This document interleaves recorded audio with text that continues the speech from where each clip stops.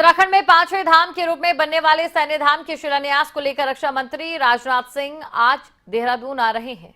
इस दौरान शहीद सम्मान यात्रा का भी समापन होगा। रक्षा मंत्री गुनियाल गांव में सैन्य धाम के भूमि पूजन और शिलान्यास कार्यक्रम में शामिल होने के साथ ही जनसभा को भी संबोधित करेंगे। एक रिपोर्ट आपको दिखाते हैं।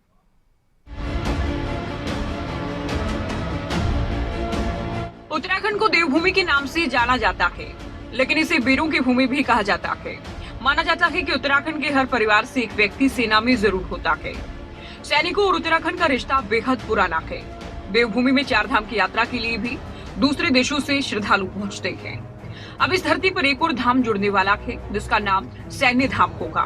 पीएम के ड्रीम प्रोजेक्ट उत्तराखंड सैन्य धाम के निर्माण को लेकर तैयारियां पूरी हैं। आज रक्षा मंत्री राजनाथ सिंह देहरादून के गुनियाल गांव पुरुकुल में बनने वाली सैन्य धाम की नींव रखेंगे, भूमि पूजन करेंगे। तैयारियों को लेकर प्रदेश के सैनिक कल्याण मंत्री गणेश जोशी ने विधानसभा क्षेत्र में अंतिम चरण की बैठक की। जोशी ने कहा, प्रधानमंत्री नरेंद्र मोदी की परिकल्पना के मुताबिक उत्तराखंड में 4 धाम हैं। इसके साथ ही उत्तराखंड में 5वां धाम सैन्य धाम होना चाहिए। गांव पुरुकुल में 63 करोड़ की लागत से विशाल सैन्य धाम का निर्माण किया जा रहा है। उत्तराखंड के 1734 वीर शहीदों के परिवार के आंगन की मिट्टी ली गई। एकत्रित की गई मिट्टी से भूमि पूजन होगा।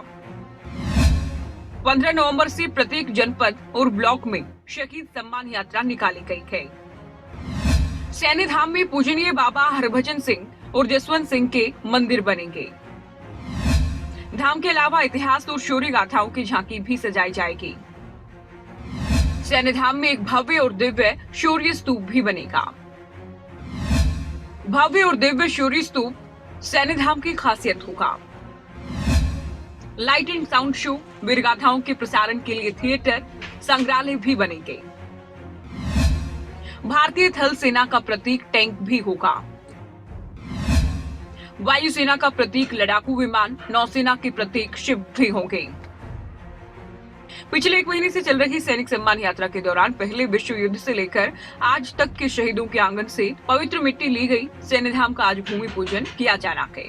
सैन्य धाम के प्रवेश द्वार का नाम देश के पहले सीडीएस जनरल बिपिन रावत के नाम पर होगा।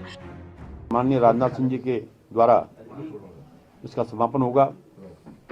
इस अवसर पर उनके हाथों से 204 उन लोगों को भी हम सम्मानित करेंगे।